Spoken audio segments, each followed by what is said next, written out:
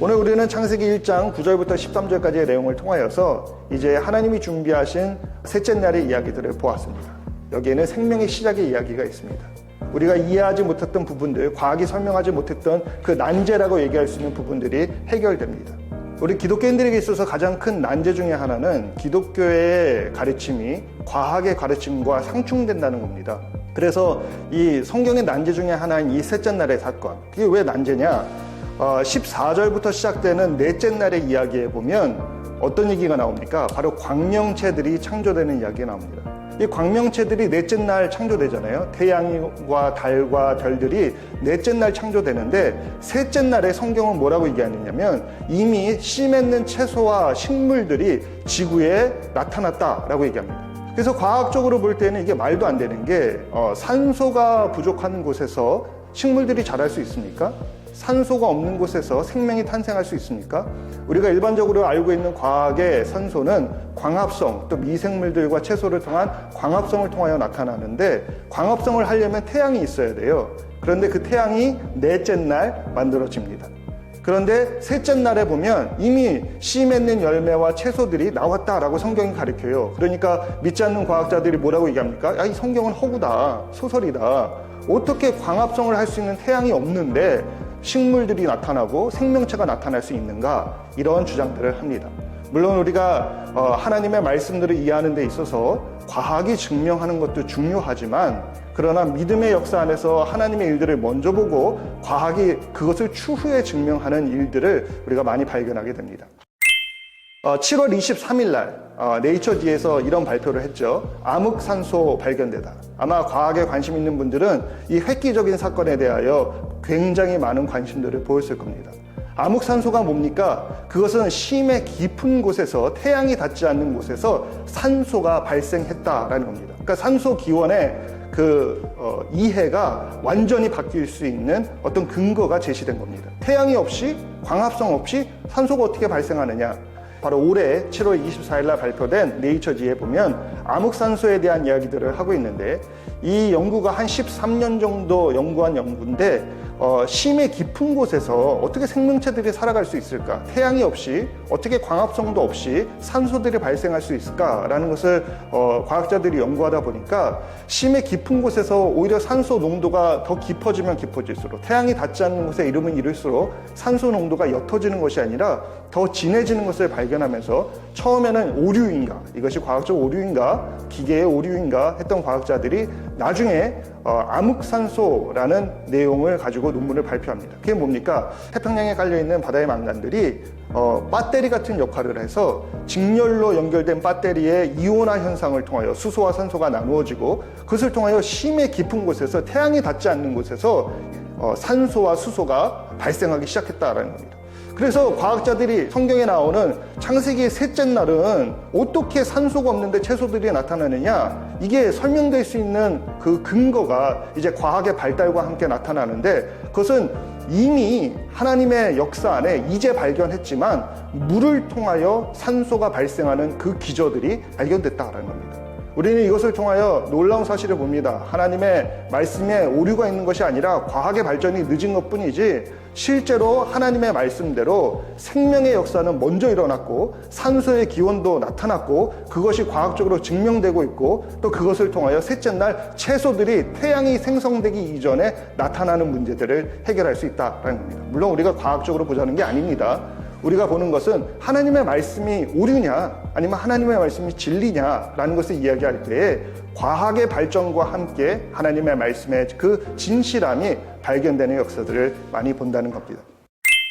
그래서 오늘 셋째 날에 대한 이야기를 보면 이 셋째 날은 이렇게 시작이 됩니다. 하나님이 이르시되 천하의 물이 한 곳으로 모이고 묻이 드러나게 해라. 그러니까 저번 시간에 저희가 하늘의 궁창에 대한 이야기를 했지요. 물이 하늘과 땅으로 나눠진 사건을 얘기했죠. 이제 다시 어떤 일이 일어납니까? 바다와 또 땅이 나누어지는 물의 경계가 이루어지는 것을 보게 됩니다.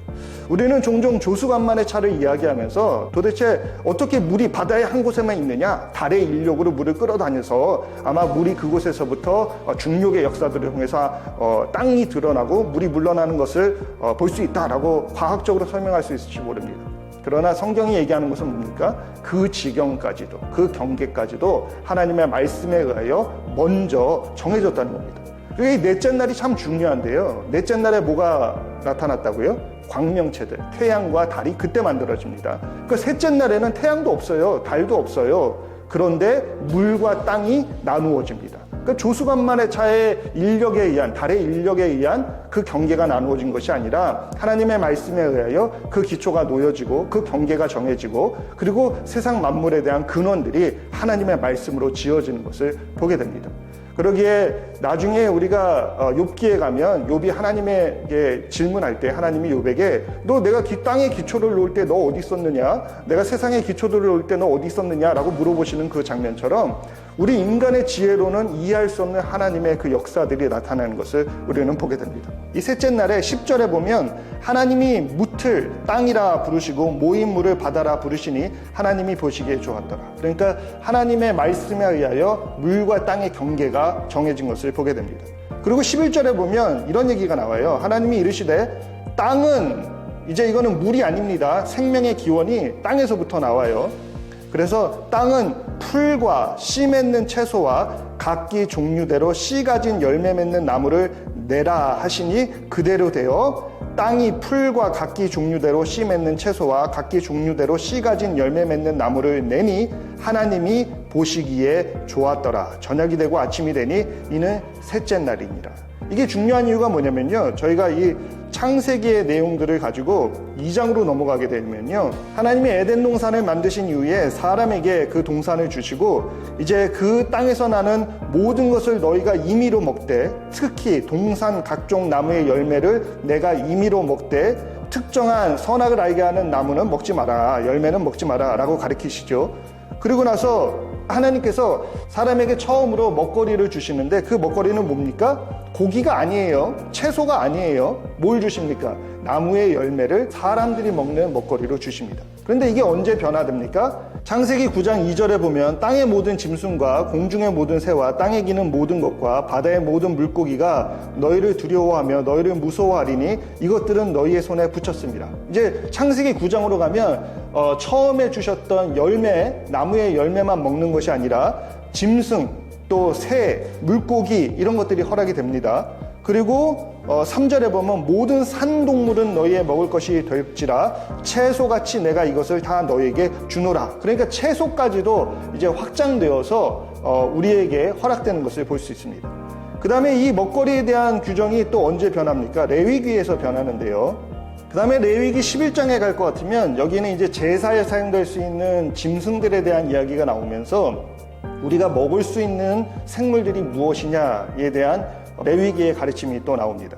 여기 보면 육지에서 먹을 수 있는 짐승들은 굽이 갈라져 있고 새김질하는 것은 먹으라 그러고 바다에 있는 것 중에서는 지느러미와 비늘이 있는 것들 그것은 너희가 먹어도 된다라고 가르치고 그 다음에 새 종류는 여러 그 종류들 중에서도 먹지 말아야 할 것에 대한 금지 명령들로 특정하게 우리가 볼 수 있는 맹수들, 약간 독수리, 솔개, 물수리, 까마귀 이런 여러 종류의 새들을 이야기하며 먹지 말아야 되는 새들을 얘기하고 그 다음에 곤충으로 넘어가서 다 부정하지만 먹을 수 있는 곤충들을 얘기하면서 메뚜기와 배짱이 종류와 귀뚜라미와 팥중이 그런 종류는 너희가 먹을 수 있는데 이것들은 뭐냐면 곤충 중에서 네 발로 기어다니면서 날개가 있지만 뛰는 다리가 있는 것들은 먹어도 된다라고 가르쳐 줍니다. 그러니까 먹거리의 변화가 일어나는데 어떻게 일어납니까? 창세기 1장에서는요 뭐라 그럽니까? 셋째 날에 채소가 나타나지요.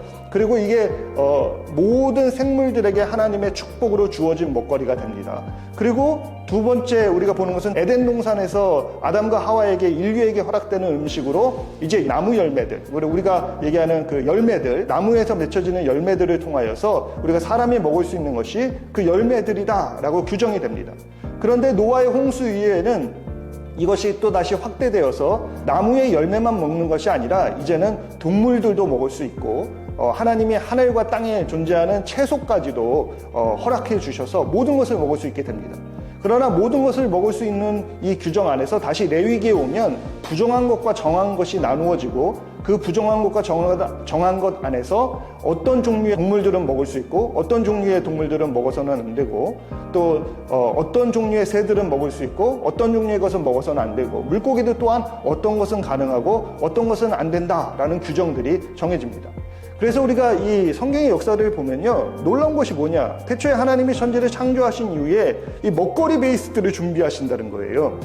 그래서 사람들이 먹을 수 있는 것도 준비하시고 동물들이 먹을 수 있는 것도 준비하시고 또 세상이 존재하면서 우리가 생활하고 생명을 유지할 수 있는 길들이 먼저 하나님의 손 안에서 준비되어 그것이 체계적으로 무엇을 먹을지 무엇을 마실지 어떻게 살아가야 될지에 대한 그 모든 준비를 하나님이 하셨다는 거예요. 그런데 우리가 인생을 살다 보면 가장 큰 고민이 뭡니까? 바로 뭘 먹을까? 뭘 마실까? 뭘 입을까? 어떻게 살아갈까? 우리의 인생이 어떻게 될까? 라는 걱정들을 제일 많이 하잖아요. 그런데 창세기는 우리가 기초를 놓는 책이라고 이야기를 했죠. 창세기 안에서 우리에게 가르쳐 주는 것은 이미 하나님이 다 준비하셨다. 이미 하나님께서 우리의 필요를 아신다. 우리가 분명히 알아야 되는 것은 뭡니까? 인생의 문제들, 먹고 사는 문제들을 이미 하나님이 아신다. 창세기의 역사 안에 이미 준비하셨다. 그것은 우리 인간들만을 위한 것이 아니라 하늘의 새들과 바다의 물고기와 땅에 사는 모든 생명을 가진 존재들을 위한 준비가 하나님 안에서 이미 창세기에 준비되었고, 그러기에 예수님께서 이 땅에 오셨을 때에 너희는 먼저 그의 나라와 그의 일을 구하라. 그리하면 이 모든 것을 너에게 더하시리라. 우리가 무엇을 먹을까 마실까에 고민하는 것이 아니라 먼저 하나님의 나라의 일들을 생각하면 그 모든 것은 준비되어 있는 하나님의 손 안에서 우리에게 주어질 것을 믿습니다. 그리고 3일째 되는 그 창세기 이야기는 이렇게 결론을 냅니다. 1장 내용으로 넘어가면요, 모든 것이 다 하나님께서 명하신 대로 풀 맺고 씨 맺고 나무들이 열매들이 맺기 시작한 다음에 13절에 보면 저녁이 되고 아침이 되니 이는 셋째 날이라. 그리고 12절에 마지막을 정리하면서 하나님이 보시기에 좋았더라 라고 되어 있습니다. 하나님이 보시기에 좋았더라 라는 이 구절은 인생을 살아가면서 여러 가지 걱정 안에 살아가는 우리의 삶 안에 이 모든 것이 이미 하나님이 보시기에 좋게 계획되었고 창조되었구나. 우리는 그 안에 살아가는구나. 우리에게 필요한 것은 더 큰 믿음이구나 라는 것을 깨닫게 됩니다.